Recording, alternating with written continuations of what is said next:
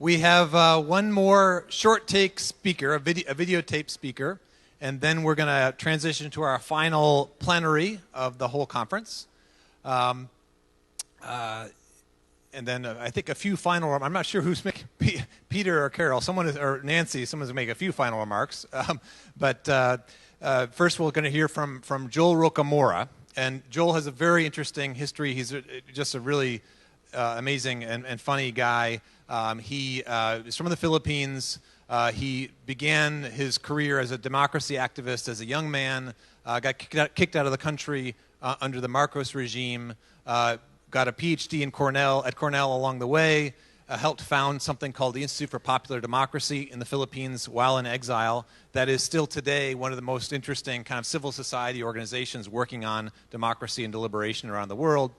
And he also wrote a book which won the National Book Award called Breaking Through, which is a history of the Communist Party in the Philippines. Most recently, he's been secretary of the National Anti-Poverty Commission of the Philippines, and in that role, he has been part of the effort under the new president, President Aquino, to kind of bring in kind of participatory democratic elements to a national government, which, as you can imagine, is a major challenge. And so some of what he's going to be talking about in this video has to do with the kind of the frustrations of that in addition to the excitement. It's a shame that we can't have him here in person because he's also a very funny person, and you don't get much of that other than a kind of twinkle in the eye in this video, but it's still very interesting. Is everyone, in fact, in favor of participation? One might think so, reading documents of the World Bank, other donor agencies, national government documents. Everyone talks about the importance of participation. But as usual, things are not necessarily what they sound like or look like. Participation, in fact, is a very complex and not actually so easy a process. One thing that is clear, given the ideological flavor of the month status that participation has taken on, probably the key change has been that there are more invited spaces for organizations, individuals to participate. The problem is that invited spaces are not necessarily the best spaces for securing meaningful participation. If you look at the situation in the Philippines,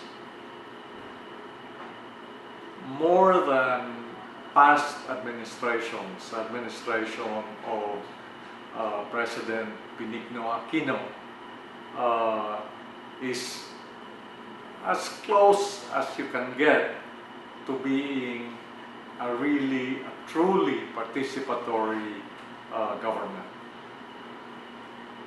But in practice, it hasn't been that easy. Why? To start with, participation is not necessarily a tea party. Sometimes what you need is not a tea party, but a Boston Tea Party, where contention becomes the rule rather than people just getting together and being nice to each other. What is clear is that the capacity for contentious politics is something that civil society in the Philippines have to develop a capacity for. Let's take very specific programs. The what is called the Kalahi Seeds program, or the National Community Development NCDDP. I hate acronyms.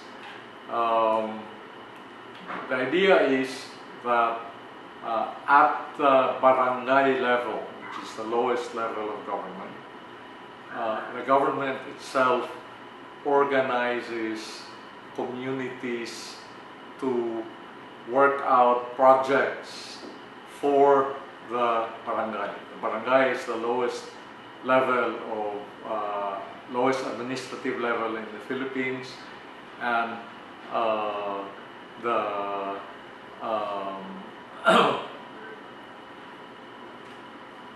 this is a perfect example of invited space.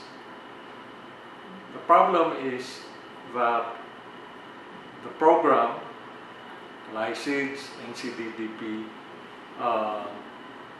quite consciously avoids organized groups of the poor. And all the studies indicate in places as far away as Brazil and other Latin American countries, and in Asia, most importantly India, if organized poor do not develop the capacity for contentious politics, there's no meaningful participation. So it's not, however, just a question of the government being open to people's participation. It's also a question of whether civil society is geared towards serious participation. If you look at the history of civil society in the Philippines, and it's supposed to be one of the most highly developed civil societies in the world, you will see that its capacity for contentious politics is very highly developed. However, that capacity for contentious politics has taken the form of being ineffective for entering the spaces where meaningful participation can happen, because the tendency of civil society in the Philippines is to do what I would call what's the word for it? To do sort of image politics, to bearing witness politics, and to pitch demands at such a high and at such an ideological level that the actual concrete practical gains that can be made from participation is not taken up. So the key I think is for the government, in this case the Aquino government, which I think is serious about generating participation as part of a process of empowering the poor. But it's not just the government that needs to learn new ways of relating to civil society. Civil society itself has to learn new ways of relating to government. The message is very simple. Participation is not an easy road. To lip service to participation just as often gets in the way of real participation as it promotes it, especially because invited spaces for participation make participation in contentious politics difficult. Third, civil society itself has to learn how to develop new ways of relating to government, and the new ways include looking for real spaces where participation can result in practical gains, instead of always pitching advocacy, pitching demands at such a high and ideological level.